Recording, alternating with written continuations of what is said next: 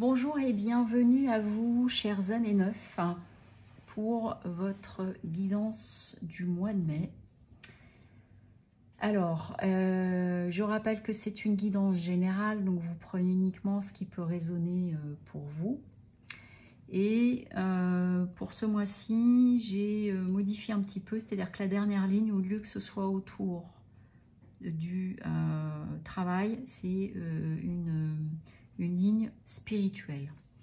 Donc prenez uniquement ce qui résonne pour vous. Si vous souhaitez une guidance personnalisée, je vous invite à aller, si vous le souhaitez, sur mon site. Vous retrouverez le lien en dessous de la vidéo.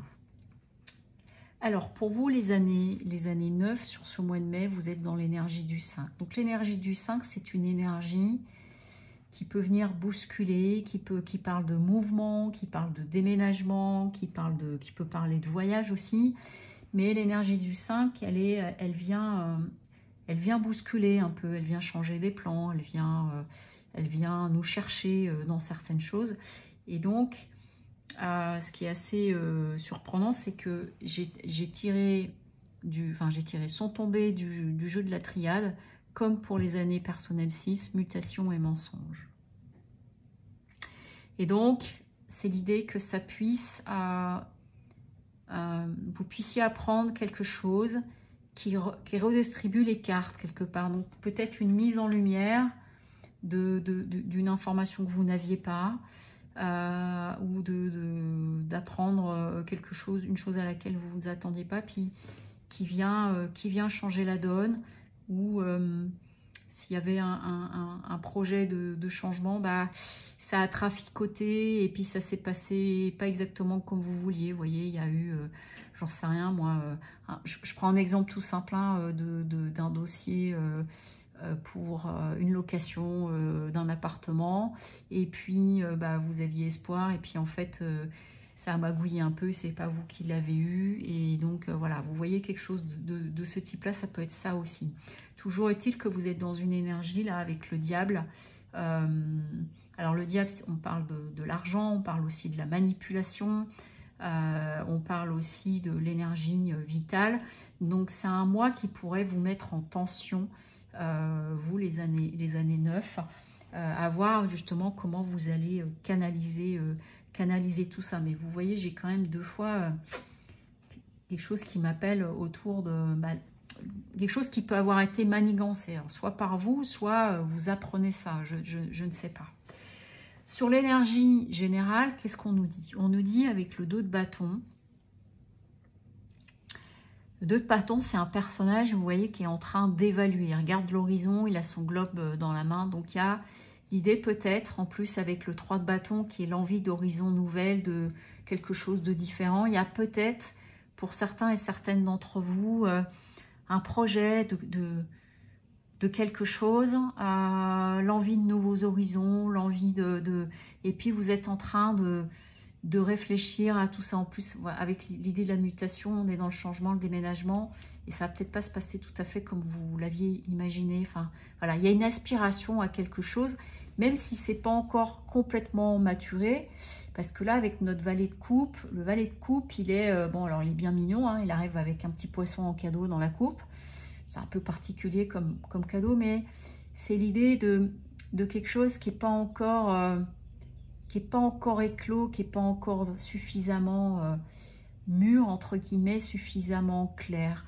Mais on est quand même là avec le 10 de denier. Vous voyez, le 10 de denier, on est autour de l'héritage familial, de la transmission. Donc, est-ce que pour certains et certaines d'entre vous, il est question là de quelque chose alors soit de contrat, de notaire, de transmission, de papier, et que qu'on vous en a parlé, que donc du coup vous avez commencé à vous projeter sur certaines choses, mais c'est pas encore clair, et puis finalement ça va pas se faire, tout n'est pas clean, ou tout n'est pas encore clarifié. Je sais pas si c'est quelque chose de cet ordre-là, ou vous qui êtes dans quelque chose de ce type-là, parce que vous voyez, j'ai à nouveau quand même encore une histoire d'argent, donc ça peut être quelque chose comme ça. Évidemment, encore une fois, ça ne concerne pas tout le monde, mais c'est comme si ça ouvrait des champs nouveaux, mais en même temps, c'est pas complètement clair. Au niveau émotionnel et affectif, qu'est-ce qu'on nous dit là? On a pas mal de coupes déjà, hein. Sur 4 cartes, on a 3 coupes. Donc on a, là, avec le 3 de coupe, l'idée de festoyer, de célébrer quelque chose. Alors ça peut être avec des amis, mais ça peut être en famille aussi, vous voyez, quelque chose comme ça. Et puis, avec notre 2 de pentacle, eh ben, il y a le fait de... elle fait penser, excusez-moi, j'ai eu un temps de silence parce que ce que je ressens, c'est que peut-être, dans cet esprit-là, là, de quelque chose qui pouvait se mettre en place par des actes de notaire, quelque chose comme ça, et ben du coup, il y avait l'idée de déjà fêter ça, le célébrer, et que ça pourrait être du coup arrêter donc de trouver le juste équilibre, le juste milieu. Le 2 de pentacle, il essaye de jongler avec tout ça. Ça pourrait être par exemple, si on vous avait fait la promesse d'un don, et ben du coup vous avez envie déjà de dépenser une partie de l'argent, mais en fait vous ne l'avez pas encore, donc il y a quelque chose de ménager la chèvre et le chou aussi avec le 2 de pentacle, et donc voilà, de voir un petit peu comment vous gérez tout ça. Le 8 de coupe, ça nous dit le 8 de coupe en général, enfin dans sa valeur initiale, c'est le fait d'avoir notre personnage, vous voyez, eh ben, elle laisse la coupe et elle s'en va, en fait. C'est comme si ça pouvait être, je laisse le cadeau et je m'en vais. Et là, en fait, c'est que ce qu'on nous dit là, c'est qu'en tout état de cause, vu que c'est le défi, c'est que si jamais il y a une contrariété qui arrivait par rapport à ce qui était prévu, dessiné, en prévision d'eux, et que du coup, vous découvrez que ça ne se fait pas ou quoi que ce soit, en fait, on vous dit de ne pas vous replier, de ne pas tomber dans le repli sur soi, de pas tout fermer. Voilà. Il y a peut-être une contrariété qui arrive, et on nous dit encore, on a à nouveau le valet de coupe, c'est que ça laisse à penser que si quand bien même il y a une contrariété qui arrive là par rapport à des opérations qui étaient en cours ou des histoires de transmission ou quoi que ce soit, eh ben c'est peut-être pas fini, mais du coup il y a peut-être un délai de retard, il y a quelque chose, mais il y a l'idée de quelque chose qui est pas fini d'être abouti, qui est pas fini d'être mûri. Voilà, c'est peut-être un retard, quelque chose comme ça, mais en tout cas ça amène une forme de tension, une forme de désappointement possible aussi. Au niveau spirituel, qu'est-ce qu'on nous dit? Ce qu'on nous dit avec la lune en premier,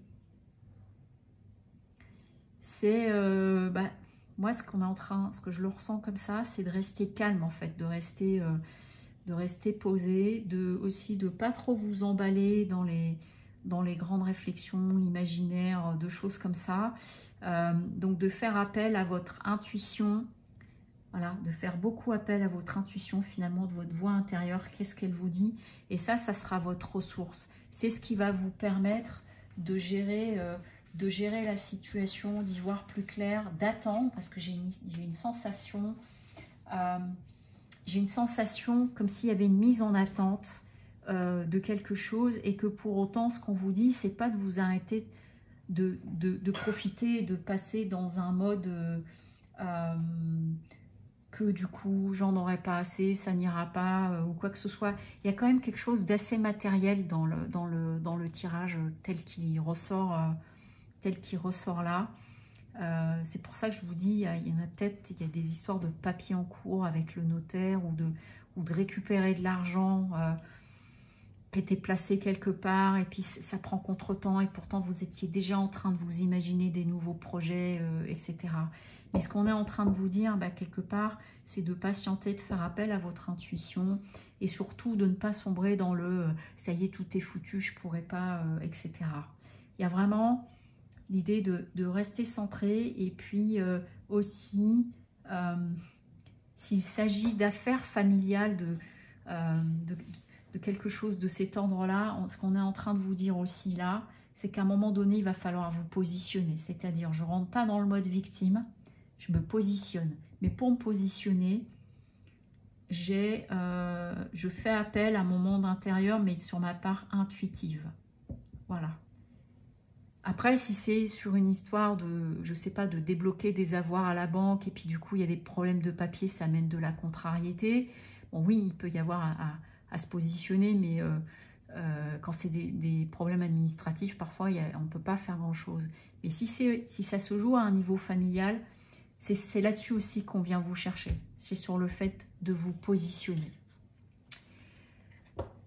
Qu'est-ce qu'on vous dit en termes de conseil? Eh bien, le conseil, il est jouer. Prenez le temps de danser et de jouer. Donc, moi, ce que ça me dit, c'est que quelle que soit la situation que vous allez vivre, vous, les années 9, sur ce mois de mai, pardon, si vous vivez une contrariété, un contretemps de quelque chose où vous étiez déjà projeté, eh ben, c'est de ne pas vous arrêter de vivre, c'est de ne pas vous fermer à l'extérieur et voilà, de garder la foi, de vous positionner, mais de garder ce lien à la vie et de ne pas tomber dans une espèce de plate attitude, etc., que plus rien ne va. Et le deuxième conseil, l'esprit de prospérité. En vous ouvrant à la prospérité, la richesse vient à vous par de multiples voies. Alors, vous voyez, c'est quand même hyper étonnant parce que c'est le seul tirage de toutes les guidances là pour le mois de mai où j'ai quelque chose qui est quand même de l'ordre, qui aborde des choses de l'ordre matériel et financier. Et en carte conseil, eh ben, j'ai une carte qui parle de richesse. Alors évidemment, c'est pas que la richesse financière, mais ce que j'en comprends, c'est que quelle que soit la situation que vous pourriez vivre là sur ce mois de mai, les années 9, une contrariété qui pourrait arriver par rapport à des aspects de matériel, financier ou quelque chose comme ça, c'est de vous positionner et surtout c'est de garder confiance et d'être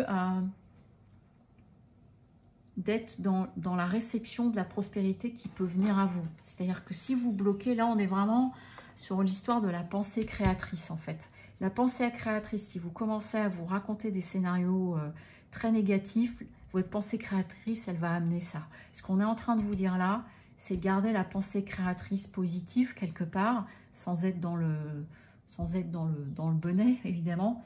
Mais ça passe aussi par le fait de prendre position. Voilà, de vous positionner.